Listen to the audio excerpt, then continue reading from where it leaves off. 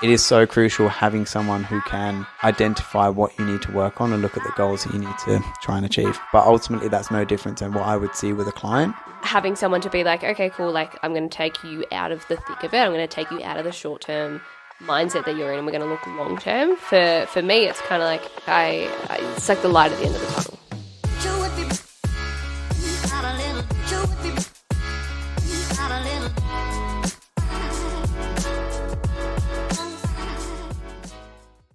Hello and welcome back to another episode of the Coaching Society podcast. I'm sorry if you can hear like breathing in my microphone or like licking. Like I'm not licking my microphone, it's my dog. It is Haiti and she's now on your lap. She was on my lap last week and on your lap. No, but she's physically on my lap now. Okay, great.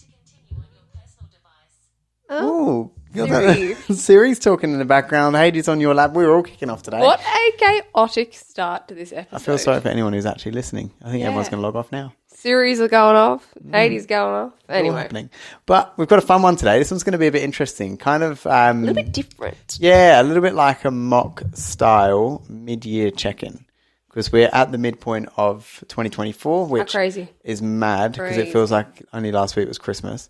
But yeah, halfway through the year, I think it's a really good opportunity, and it's something we're doing with all of our clients, is sitting down and making sure that we're on track for the remainder of 2024 and setting some really clear goals, but also using it as a point of reflection. So anyone listening to this, you can literally play along with this at home and write down your answers to all of these questions like that I'm going to ask Mikayla, and we're going to run it in like a mock style. I'm basically going to be Mikayla's coach, and I'm going to ask her all of the questions that we will be asking our clients and that you can ask yourself at home. So you can set yourself a really clear goal and get yourself either on track and use it as a reset, or you can use it to kick on for the rest of the year. I think that this time of the year, it's so important to do a reset. Whether you are on track to hit your goals or not, like it's really important to hit that reset button. I feel like a lot of people, like when they start the year, you know, you're super fired up, like you're super motivated. You're like, this is going to be great. Like, these are my goals. This is what I want to achieve. And then you start to like get closer and closer to the mid-year point. And then before you know it, it's mid-year and you haven't done anything. And people don't actually do this assessment. And that's when they get to the end of the year and be like, what the hell? Like I set these goals, like my New Year's resolution at Christmas. When did I lose sight of these? And it's because you're not doing these mid-year check-ins. So I think the mid-year check-in is just as important as like your goal setting session that you may do with yourself or your coach if you work with us at the start of the year. Yeah, definitely. It's really, really crucial. It's the same with any kind of goal that you've got, whether it's based around the years, but like a lot of people set those New Year's resolutions or have those goals based around the time of the year, and checking in now is a great time to check in. We do it with our business as well. Yep. So I think it's next weekend. This episode will probably be live. Yeah, already. Week off. Yeah. We have like a full team event. This is where we get together and talk about, are we on track with our goals? Are we closing in on them? Are we further away? Do we need to set some more goals in place? So like you can do this in every facet of your life, whether it be your life, your business, with your relationship, with your finances. Whatever it might be. Yeah, this skill's really important. Definitely. Now advice. I'm what have we got scared. for the week? I feel like, I don't know. Like, you're going to get interrogated. Yeah, I'm going to get interrogated by you. I'm basically going to judge you live to the whole audience. How good. Well, this is the reason why Russ and I don't really have like a coach to client relationship anymore. For those who don't know, Russ like coached me when I first started in like the health and fitness space. And like back then it was great, but now that we're like pretty much married, 5 years on. 5 years on, the dynamic's just a little bit different because I don't really listen. But look at Hayde. She's so comfortable right now. Like, that is not normal. It is not normal for a dog to be that needy. She kind of looks like a ragdoll cat. A little bit. Anyway, I'm nervous. I'm going to get interrogated and I'm going to try and keep my cool because I'm a very fiery person, and whenever Russ tells me something that I don't want to hear, I get angry. So I'm going to keep it very cool, calm and collected. Sorry, I better delete a few of these notes. But let's talk about our advice for the week. My bit of advice for this week is completely off topic, but it's something that I literally just did. And that is do the washing on a Friday. How fucking weird. But here is where it gets good. Hear me out. So I do the washing every single Friday because it's one of those jobs that once it's done, it's done. You don't then have to do it over the weekend. And so many people leave that shit for the weekend.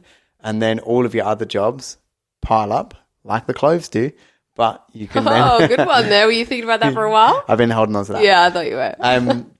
And like then you get it done. You don't have to worry about doing it. It's already done on a Friday. So whether that means come home on a Friday night after work, or if you're fortunate like me and it takes 5 minutes to go and just do it, it's one of those jobs that doesn't then end up not getting done by Sunday because you get busy on the weekend and then you're chasing your tail next week. Do your washing on Friday. Yeah. Honestly, it'll change your life. Like, I'm not joking. Or get your partner to do it. To be fair, I didn't even know how to use that washing machine. Mikayla actually has no idea. Like, if I went away for a couple of weeks, she just wouldn't do the washing. Yeah. Yeah. I do all the washing.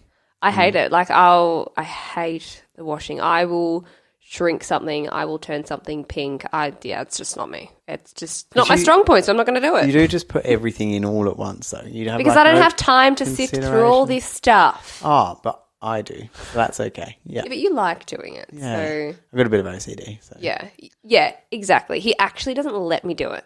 Like, I've tried to do it in the past. He's like, no. Just leave it. I'll do it. Because you hang things wrong. You hang my clothes with your clothes. Hang them separately. Does it matter? It's all going to go into the same place anyway, babe. Because then when you take it off at the end, once it's dry, you can take all of my clothes off at once. And then I can then put it all in my side of the wardrobe. And you can do yours. It's easy. It's all about preparing to make things easy. Right, what's your bit of advice? Come on. My bit of advice, I feel like all I've really recommended in the last 2 episodes is like devices for your house. Kitchen appliances. Yeah. Plumbed in fridge. Yep. Jesus. And I'm so fucking hydrated because of this thing. Like having access to just grab water from the front of the fridge is life-changing. I will admit, when we moved into this house, Russ has wanted like a plumbed in fridge forever. And I've always been like, I don't know, like, are they really that worth it? Like, I feel like it's just a bit of a waste of money. Like, we'll just use a jug. Like, it doesn't really matter, right?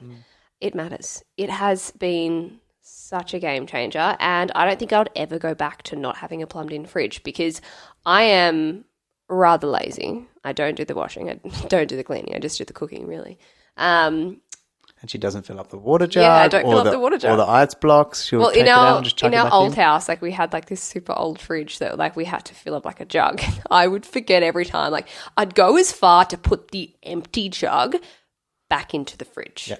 Or you'd leave like the lid off of the jug next to the sink and then not just fill it up, and it takes like the amount of domestics we got into over that freaking jug. Now it doesn't happen. Like, and then I thought, have a plumbed in fridge. If we don't get a plumbed in fridge, it will be the same scenario, but it's just built into the fridge and it's just empty in the fridge. Now that I reflect upon this, and like I'm actually saying that, like, I don't do the washing. Yeah, you're pretty fucking lazy, aren't you? Yeah, you work hard though. I'll let you have that. Yeah. Anyway. Swiftly moving on. So let's go into mid-year check-in, and we're going to run it. Mikayla is going to go through and reflect on her year and also set herself some goals for the upcoming year. So play along, listen to all the questions, take your time, pause this episode if you need as you go to write down and reflect, and then also hopefully you can come out of this episode with some really crystal clear goals in place.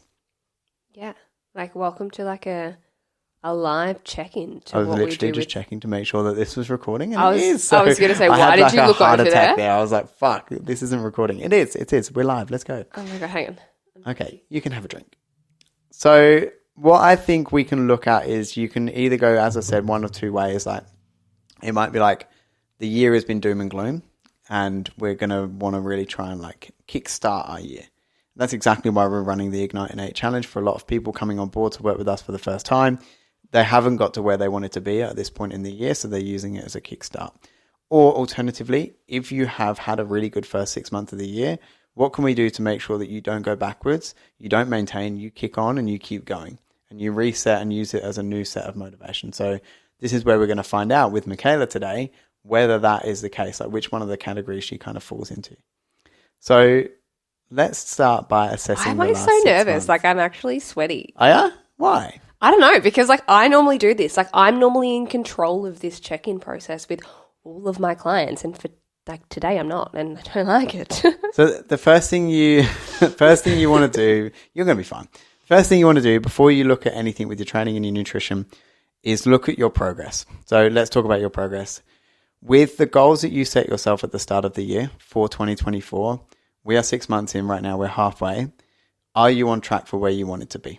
Like, how do you feel like you're going with your progress towards your goals? I definitely think that I'm on track. We'll go into obviously what my goals were and everything, but I definitely think that I'm track and I'm heading in the right direction, but I don't think I've moved as quick as probably what I would have liked to for a couple of reasons, which again, we'll get into. Yeah. And what were your goals for this year? So my goals for this year would be to get my strength back.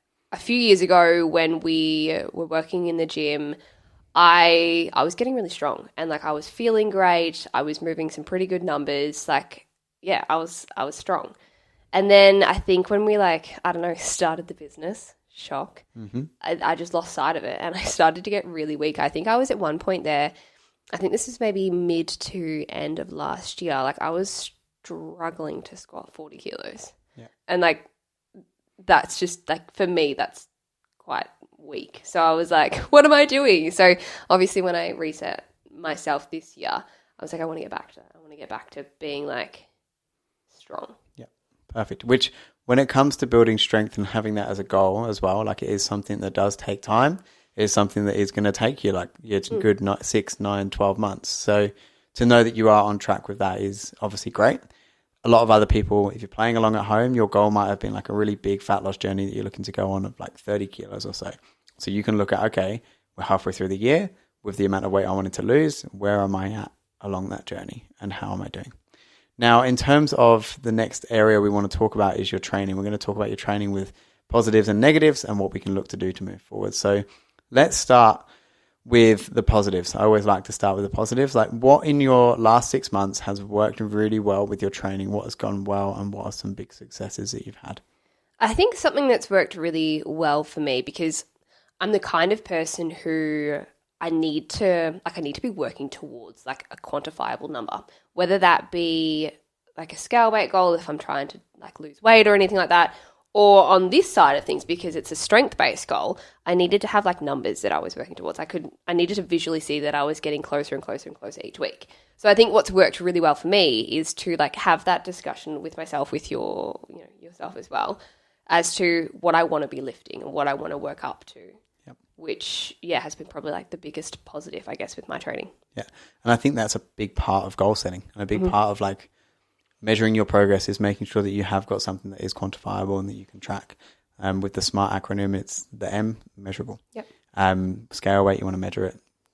Lifting weights in the gym, you want to measure that as well. So that's good that you have been able to kind of push towards that and that's been a success. Now let's talk about what hasn't worked quite as well as it could have over the last 6 months with your training. Yeah, with my training. Yep. I think with my training, what hasn't worked quite as well, and I guess this is like outside of training itself, but perhaps my inability to switch off when I go to the gym and not let like what's happening professionally or personally affect me chasing down those numbers or affect me training to my full capacity or my full intensity to be able to hit that point within my training journey. And I think that's kind of what's let me down, not like let me down, but held me back from, a quicker rate of progress. Yep. Perfect. Yeah, no, that's definitely something I've seen in you as well personally. Obviously, we have a bit of a different relationship compared to a coach and a client. Like I train with you literally every time that you train. I see you at the gym. I see what you eat. Like I see everything. So seeing you in the gym at times, I can definitely agree with that you're unable to kind of remove everything else that's going on in your external part of life to the gym. You take it with you. And there are some sessions there where the quality of those sessions could probably be improved, which I think that's what I want to set for you as your big goal for the next 6 months with your training in particular, is getting more quality sessions rather than just going in and going through the motions. Yeah. Because I think personally, as someone who has seen you train and as potentially it could be a coach, I think seeing that you've trained consistently has been a really, really good positive over the last 6 months. Like, even when there's times where you feel like, and you've said to me that you haven't been training and you're like, oh, my training's been shit, I haven't been training. I'm like, babe, we've still been going like 3 days a week. And for some people, 3 days a week is like unheard of. So you have still been training consistently, but what I would like to see from you is to see those consistent sessions turn into more frequent quality sessions. Even if you don't train any more over the next 6 months, can you get more out of the training sessions that you're actually doing rather than just going in there and going through the motions? Yeah, because ultimately, when you're looking at building strength, it's the most important part is your training in the gym and can we get better training sessions done? 100%, yeah. I definitely think it's coming down to like my stress management and like my ability to separate my training sessions to my life. Yep. I think that's one thing that I would like personally love to work on. Yep, for sure. Now let's talk nutrition, shall we? Okay. Hit me. Good old food. Let's start again with the same thing. Like, what over the last 6 months with your nutrition do you think has worked well? What do you think has been like a bit of a success with your nutrition? One moment. My legs are going numb. Okay. Because I have a 30-kilo dog on my lap. Mom, I'm not that fat. Come on. Hey, I actually can't feel my toes. She's got to get off. Like, Come on. We're going to take a quick intermission. Okay, we're back. I couldn't get her off my lap because she actually refused to move. So I've just readjusted, and I hope that she doesn't jump off because my legs are so far apart. It's not very ladylike. So she's going to stay here for the rest of the episode. Yeah. Anyway, let's get back into it. Yeah. So with your nutrition, what has worked well? What's been a success over the last 6 months? Yeah. What's probably worked really well for me, and I think that this has come down just to experience within doing these sorts of things, but I did a photo shoot, how long ago? Maybe a month ago? 18th of May. Yeah, just over a month ago. 18th of May. I did a shoot. I did like a fat loss prep leading into it, everything like that. So what I kind of like did really well was being able to reverse diet myself out of that fat loss phase into probably my maintenance right now, maybe just above, without tracking. Yep. Now, I don't recommend for anyone who hasn't reverse dieted or anyone who's only reverse dieted maybe like once, twice in their life to do that, because you need to be able to track and monitor your nutrition to see that you're taking those gradual increases. But for me, because I've done it so many times, I've been doing this for 5, 6, 7, however many years, I've been able to, reverse diet myself without being tied to my fitness pal, which has been quite nice. It's awesome. Like, it's a really good point in your journey in particular that you're able to go through a fat loss phase, lead up to a shoot, and then come out of it without having to continually track all your food, which is a big lesson for a lot of people at home that, like, yes, we are all about tracking your calories on MyFitnessPal because of so many benefits and it will get you the best results. But we don't think that you should have to track your nutrition all the time forever. You can go back to it. Like, you went back to tracking your nutrition leading up to the shoot, but you were then able to come out of that with a reverse diet and you're still the exact same weight you are now. Yeah, my scale weight stayed the same the whole time. Yeah, and it's been 5 weeks and your scale weight hasn't changed and you haven't tracked your nutrition once since the shoot, which is, an awesome achievement. And I think, a lot of people will look up to that too, which is cool. Yeah, it's a good feeling, I'm not going to lie. Yeah. Now, on the other side of things with your nutrition, what do you feel like potentially didn't work as well as it could have over the last 6 months or could be improved on? What probably hasn't worked as well with my nutrition since the start of the year would be almost like unintentionally skipping meals. Yeah, which is really common. Really common for someone who is quite busy, highly strung, like got a lot going on. It's really, really common. Like, I've found the last couple of months, like I'm like working like a fair bit. So like I'm finishing work quite late. And we're working on it, like we're putting in boundaries.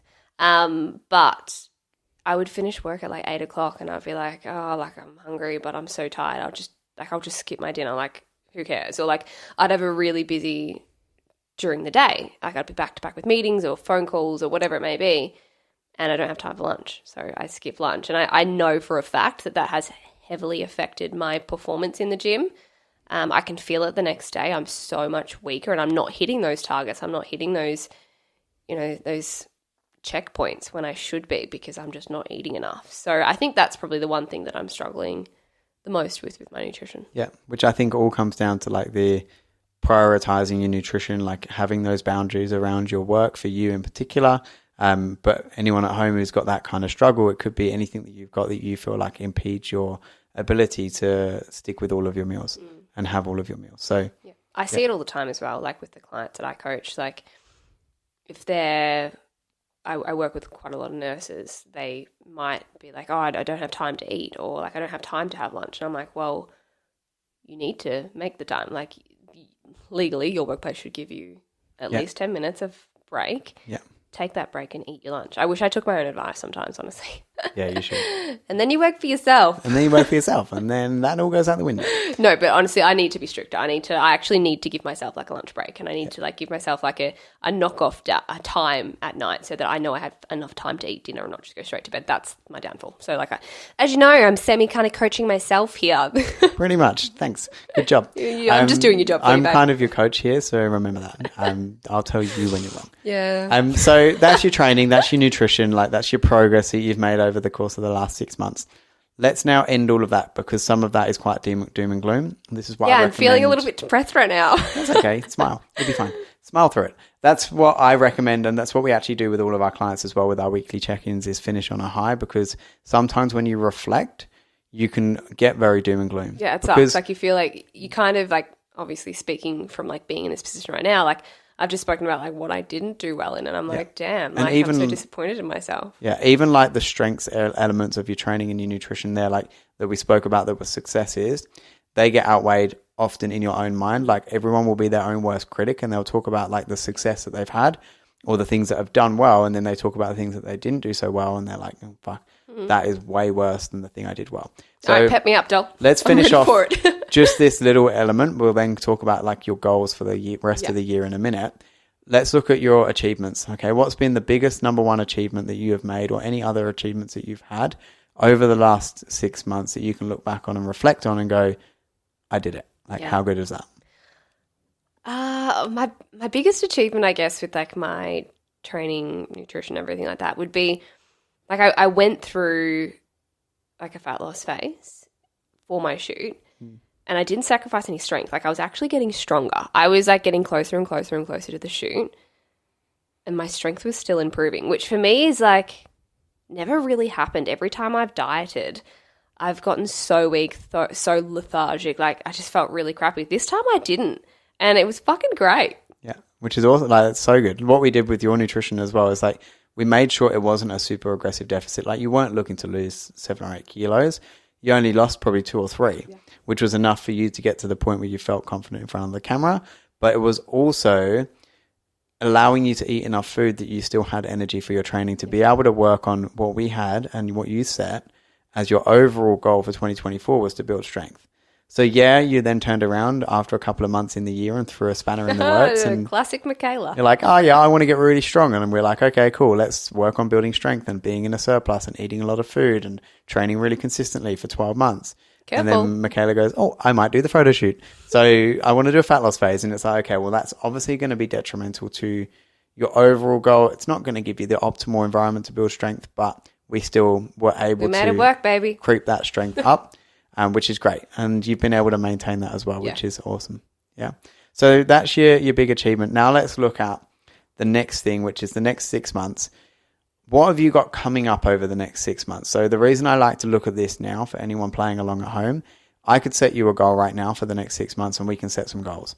And you tell me all these goals and we're like, yeah, let's do this, let's do this. And then Mikayla could turn around to me right now and say, I'm actually going away for a month traveling to Europe and I've got this coming up.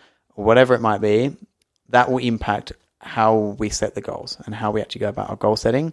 The other thing as well is I actually like to utilize anything that you've got on in your personal life or social life or with work or whatever to tie towards your goals as well. So let's work out what you've got going on over the next 6 months first, and then I'll go through how I would break that down. Yeah, so let's talk social events first. I am laying relatively low for like my normal life. Normally we go traveling quite a fair bit, but I think the only couple of things that I've got coming up in the next 6 months is we have one of our best friends' wedding. Yep. We have a weekend or a long weekend in Melbourne to watch one of our same friend compete. Yep. We only have one friend. We got clearly. One friend. What else do I have? My birthday's in there. Oh, yeah. I'm turning the big 30. 30th birthday. Yeah. Can't forget about that, doll. 30th birthday. But besides from those 3 things, nothing that is huge. Like, I'm not traveling. I'm not, doing anything. For sure. Which is great. Like, those little things there, like, they're only weekend events. It's not like you've got big holidays. So what I would do as your coach is every single month we'll catch up and I'll get you to pinpoint exactly what social events you have for that next month. So, for example, you mentioned the long weekend. I didn't need to ask you the dates because I know them because we're together. I'm pretty sure you but yeah, obviously they're in July. It's a long weekend in July. So what we're going to do is sit down now and we'll go, okay, what we'll do is we want to get nutrition on track perfectly up until that long weekend. The week before that, I'll tell you exactly what to do with that nutrition then. And then we'll then look at then August next time we catch up. So these mid-year check-ins or this check-in that we're doing here, we can do kind of like a broken down version of this every single month to go exactly pinpoint what we've got coming up. Now, the other thing that there is coming up in the next 6 months is the time of year. Like at the moment it's winter. For you, is there anything like with your overall goal of strength, like that's still your priority, right?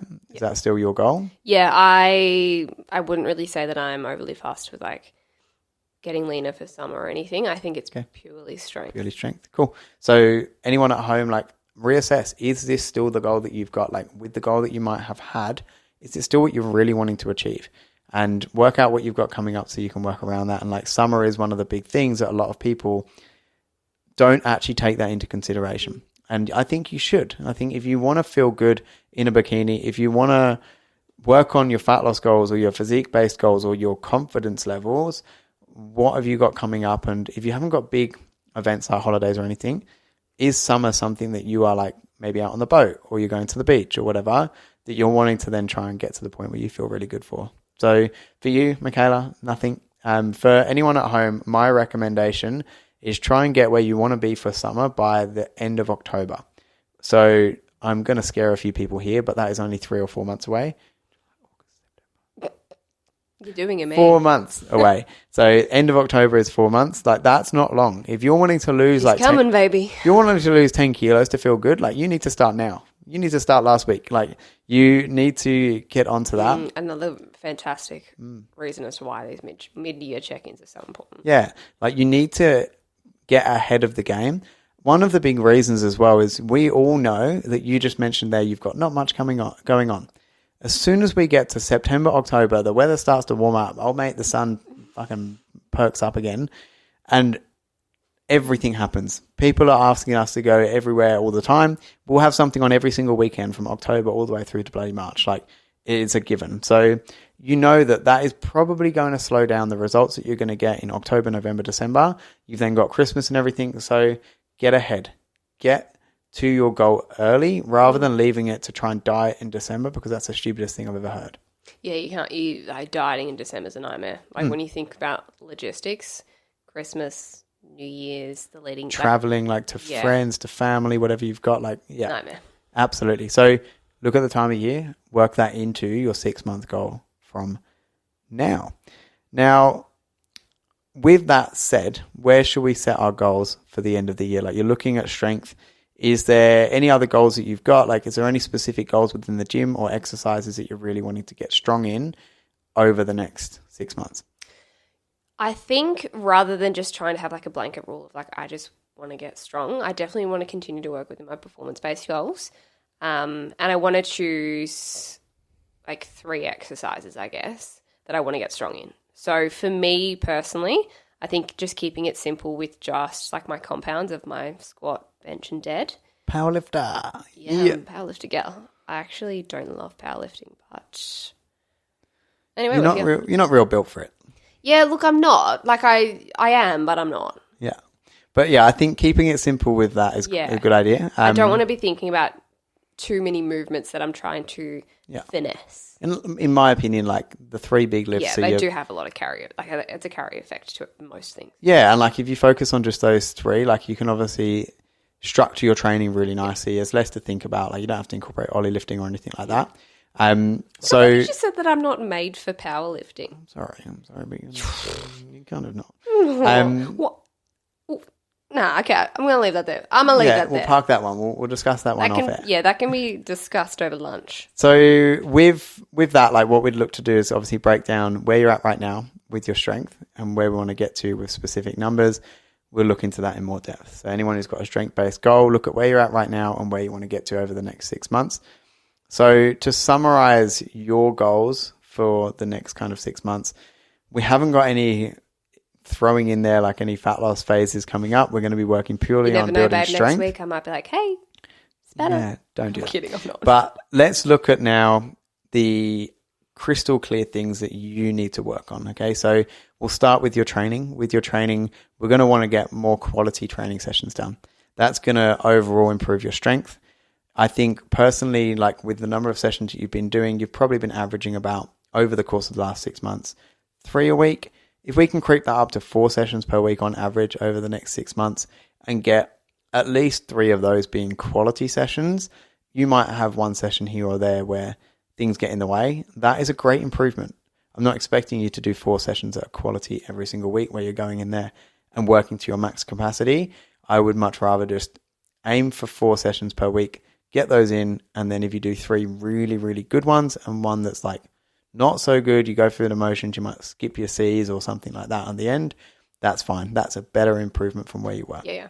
And that's going to help you with your strength. Now, nutrition. No more fat loss. We're going to be focusing on getting into that surplus. You've gone through the reverse diet phase over the last kind of month or so. What we're now going to do, now that you're at maintenance, you're maintaining your scale weight really nicely, is we're going to keep at maintenance for probably a month or 2. And then we'll probably then look to ramp things up. The reason I think keeping at maintenance is ideal is because I don't want you to get to the point where you feel like you have to flip your mindset and go back into a fat loss phase. Because if you do gain a couple of kilos and you start to feel a bit uncomfortable, I know, knowing you, that come summer, you'll start to go, oh, don't feel super comfortable. And then you go, oh, fuck, I need to do a fat loss phase. I want you to stay at the point where you feel comfortable in yourself, in your physique, and give you enough food, like at maintenance, that you're going to maintain your weight, but keep building strength. Because if we pair maintenance with your strength training and getting those quality sessions in, you're going to then keep improving strength. And the third thing that I think is an important thing for you to focus on is your stress management and your overall stress regulation with nutrition and training. So incorporating things potentially like yoga, breath work, where you can really remove yourself from work and all the stresses that are caused from work, to then be able to help you with staying on track with your nutrition more, no longer skipping meals because you've got more boundaries and you've got your mindset on track, and then being able to wake up in the mornings, go to the gym, know that you've done everything you needed to the previous day, you're feeling set and ready to go for the day. So you haven't got that in the back of your mind before you hit your session. And that's what we're going to work on. Cool. And that is how you do a mid-year check-in. I loved how we just I don't know. I just got Mikayla fired up. She is keen and ready to go. Give me breath work. No, I'm kidding. I think that's obviously Mikayla's goals are very different to every single other person. Everyone is unique, and I think that's where it is so crucial having someone who can, without tooting my own horn, identify what you need to work on and look at the goals that you need to try and achieve. Obviously, super handy. I haven't coached Mikayla this year. Like, I've done some programs for you and that's it. Haven't coached her or anything, but obviously seeing you train, seeing what your nutrition looks like. But ultimately, that's no different than what I would see with a client. Is I would see their nutrition, I'd see what their training is like. I would talk to them every single week so I can have that reflection over the last 6 months, and then setting you up for the next 6 months. Yeah. And I think as well as that, like having someone impartial to you, like that isn't like in the thick of it and can often get quite short-sighted, because I can. Having someone like Russ be like, okay, in 6 months' time we're going to, and Haiti is, yep, she's off.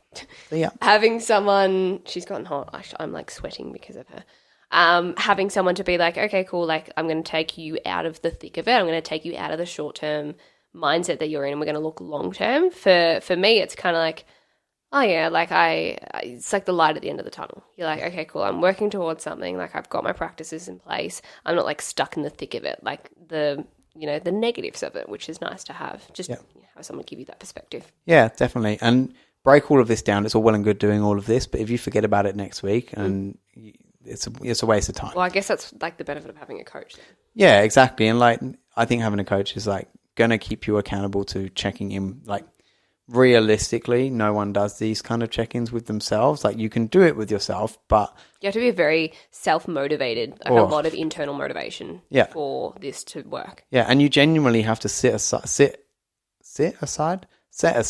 a time to basically sit down. That's where I got the sit and set. To sit down and do this every single week, then every month do a bigger reflection, and then break it down. You might get to the end of September, which will be the midway point of the next 6 months, and go, okay, where am I at? What do I want to do for October, November, December? Like, what's not worked so well that I set myself over the last 3 months, and you do the same process, and it's rinse and repeat, and you keep doing that, you reflect, you improve, and as long as you always improve, you'll always move forwards. 1% better every single day. That's it. LSKD.